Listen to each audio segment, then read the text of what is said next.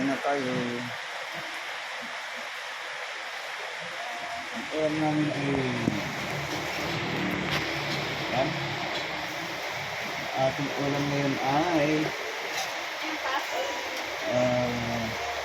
miswa na may hipon. Ayan. Miswa na may hipon guys. May malunggay with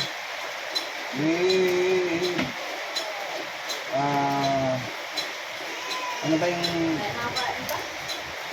yung isa?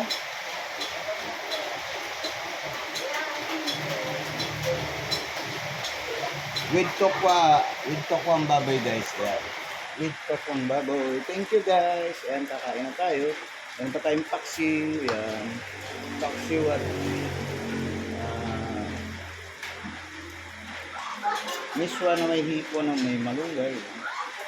Kain tayo guys. Ayan, bye bye. Love you.